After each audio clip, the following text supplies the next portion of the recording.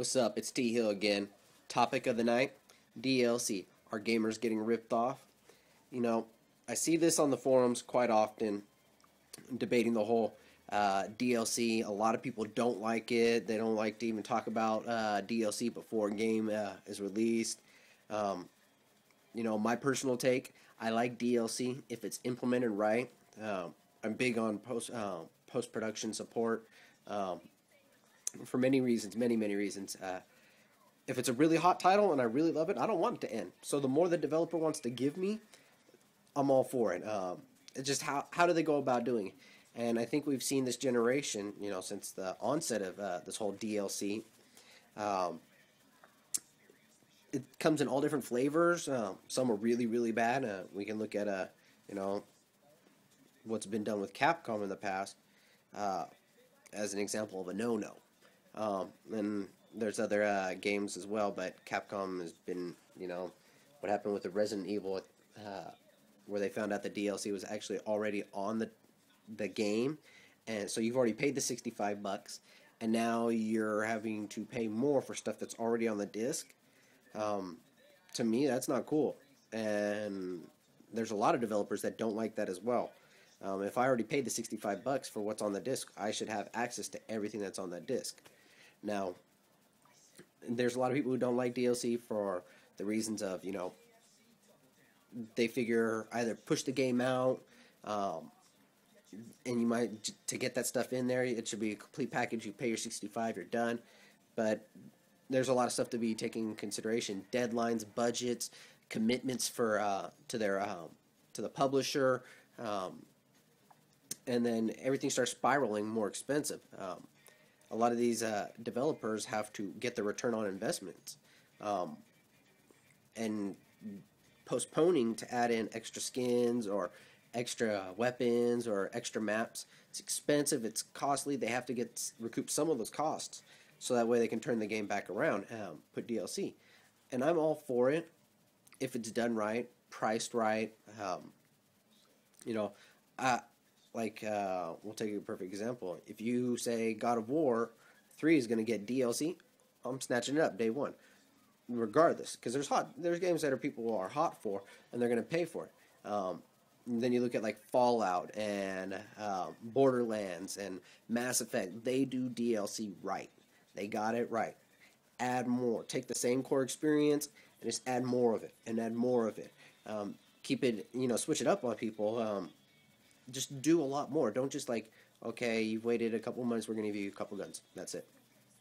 Post production support. If you really like that game, keep giving it to me.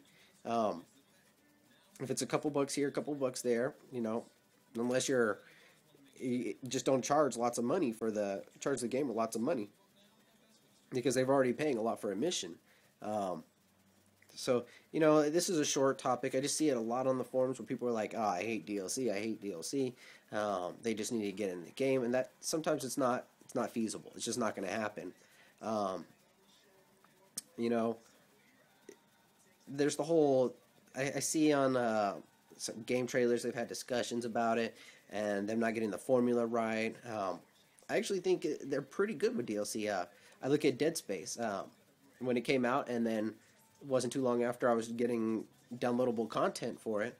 Once I finished the first player experience, the single player experience, and then you start getting downloadable content and downloadable content and downloadable content, and to me that's good, especially when they release them in packs. So that way, give you variety, give them little items for a reasonable price, like a gun or a skin or whatever, and then give them a pack where it's a bundled.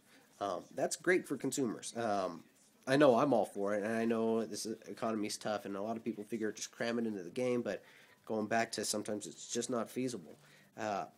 Think about how a couple bucks can take one of your titles and really just extend the life of it. How many times do people play a single player experience game and they finish it and they just put it down and it sits and collects dust?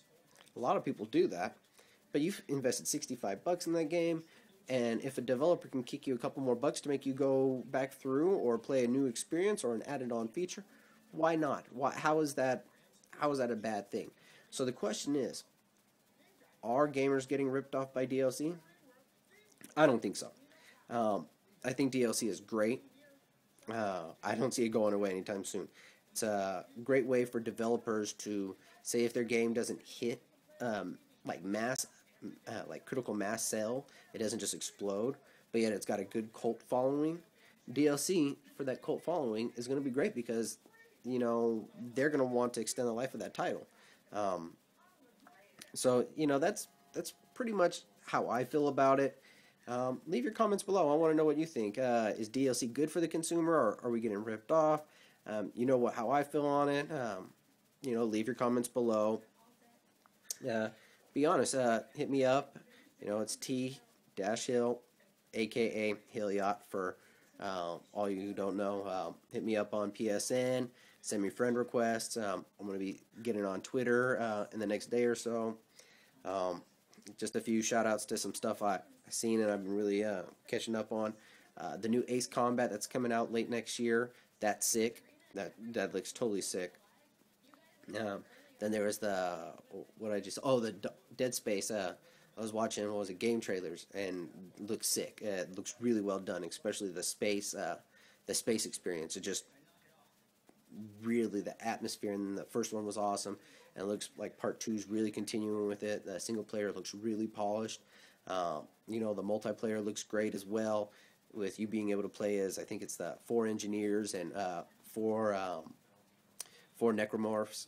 So it looks cool. It looks hot.